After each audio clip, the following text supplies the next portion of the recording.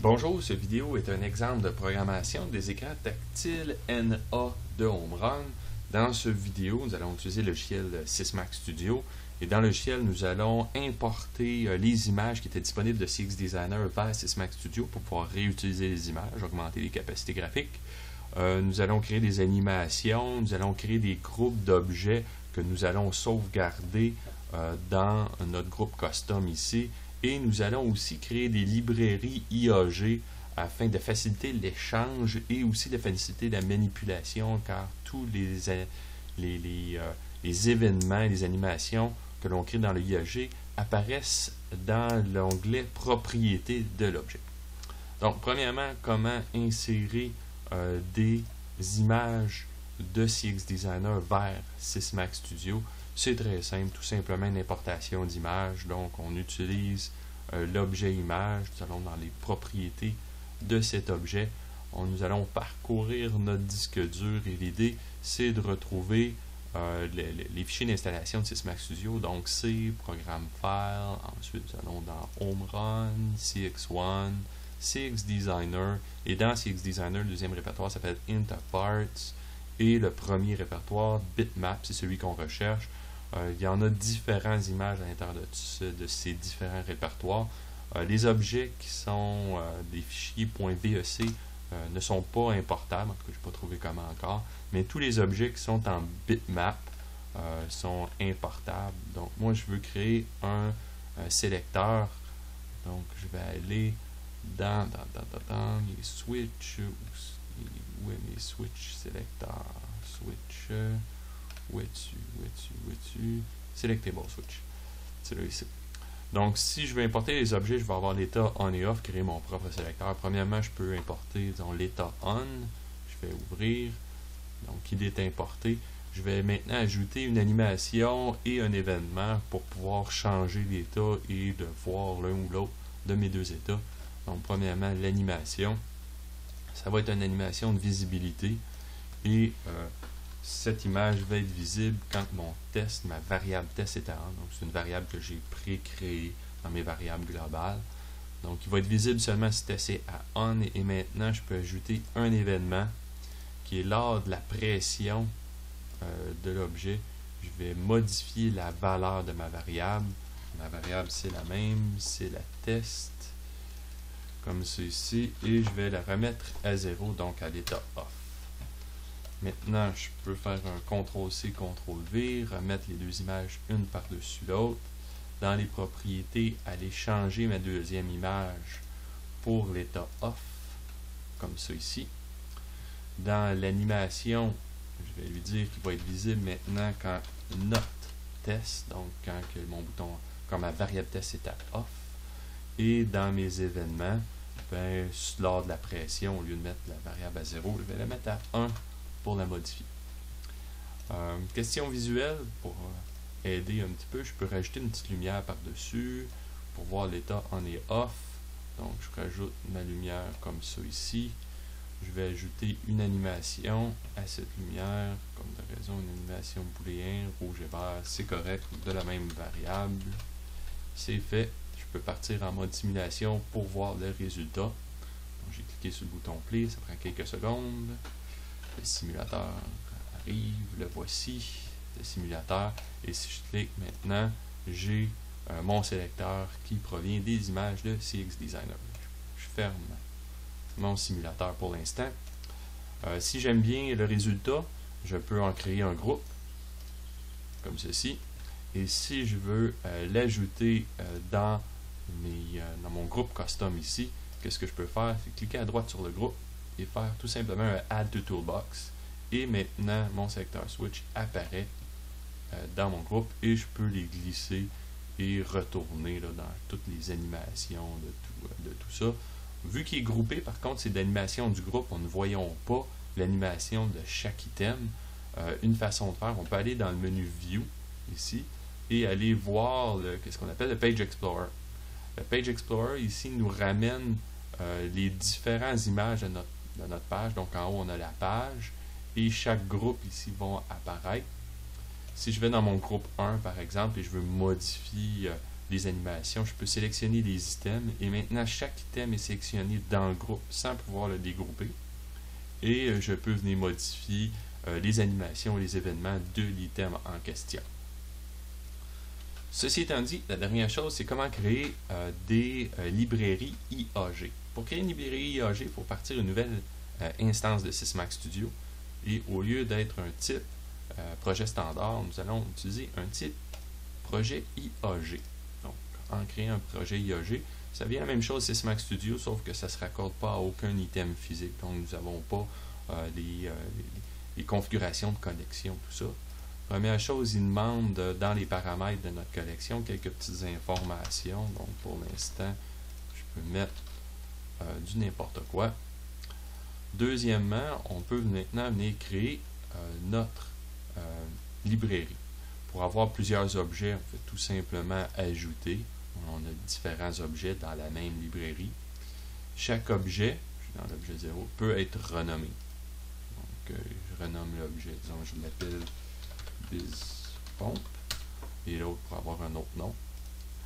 Dans l'objet BizPomp, si je vais dans les propriétés de la page de cet objet-là, les propriétés d'ici, donc je vais dans les propriétés, je vais ouvrir ma fenêtre ici, dans les propriétés, on peut y mettre un numéro de version, on peut mettre la catégorie. La catégorie, c'est le nom dans le groupe qu'on va retrouver dans notre toolbox de Sysmax Studio.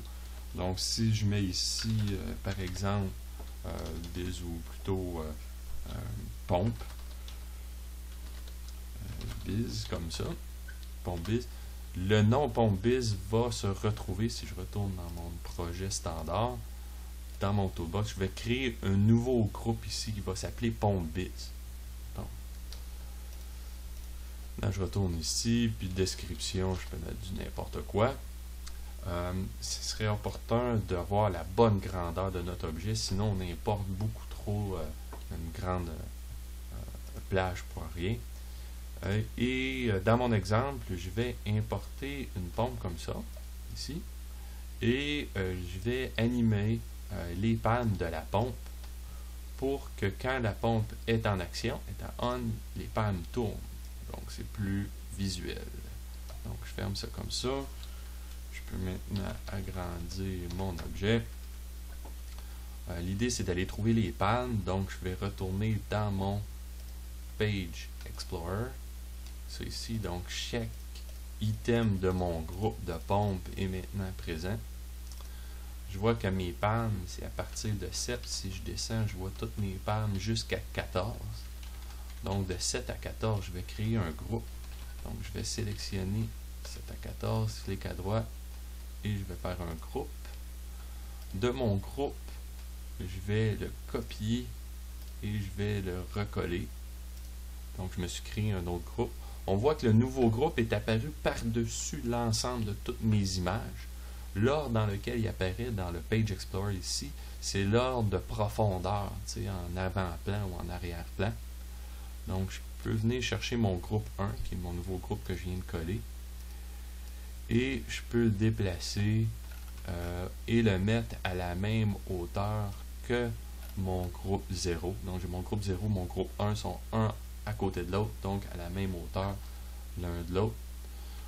Mon groupe 1, je vais le déplacer pour qu'il soit par-dessus l'autre. On voit qu'il y a une difficulté ici. Je vais aller dans le grid, je vais enlever mon snap, je vais trouver mon groupe 1. Mon groupe 1 et je vais le déplacer parfait comme ça, qu'il soit un par-dessus l'autre. Maintenant, mon groupe 0, je peux le renommer pour que ce soit plus facile lors de la programmation. Je vais l'appeler on et mon deuxième groupe, je vais le renommer et je vais l'appeler off. Comme ça ici. Donc, mon groupe 1, je vais ajouter une animation. Une animation, je veux qu'il soit visible seulement quand ma variable est à on. Oh, il faut que j'ajoute une variable avant de l'écrire là, sinon il ne la reconnaîtra pas. Pour ajouter une variable à mon objet, je dois retourner dans mon Multiview Explorer, trouver mon pompe ici, cliquer à droite et faire View User Variable. Donc maintenant, ces variables que j'ajoute ici vont se retrouver dans les propriétés de l'objet quand je vais l'utiliser dans mon projet. Donc je vais l'appeler Start, comme ça ici. Je retourne dans mon objet et je veux qu'il soit visible quand mon Start est à On, donc je mets Start comme ça, ici. Et si je retourne dans mon Page Explorer, mon Off, ben, je vais mettre l'opposé. Donc je vais le mettre visible quand Not Start, comme ça ici.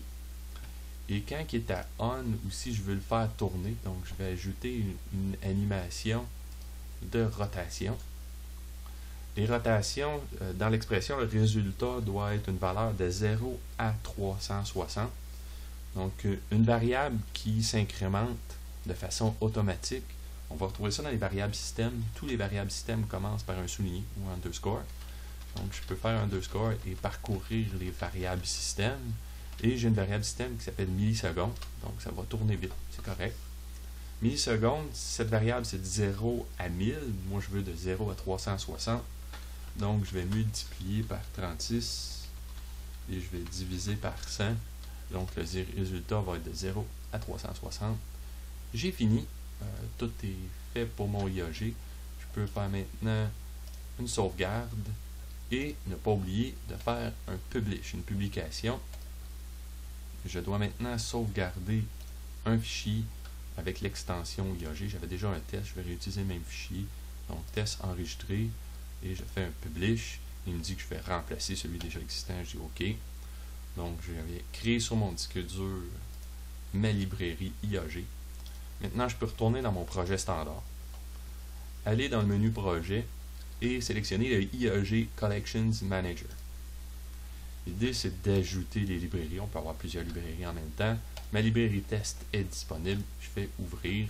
Maintenant, on voit la librairie est disponible avec les objets qui sont à l'intérieur. Je fais OK.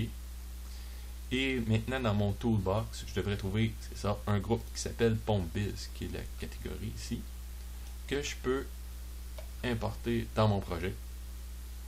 Et de cet objet, dans l'option, dans les propriétés de l'objet, j'ai maintenant une variable qui s'appelle Start que je dois trouver. Je vais mettre mon test de tantôt comme ça ici. C'est fini. Testons le résultat en partant le simulateur. Quelques secondes. Il est un simulateur. Le voici, le simulateur. Maintenant, si je mets à On et si je mets à Off, on voit les palmes apparaître, disparaître. J'espère que cette vidéo vous sera utile. Si vous avez des questions, contactez-moi.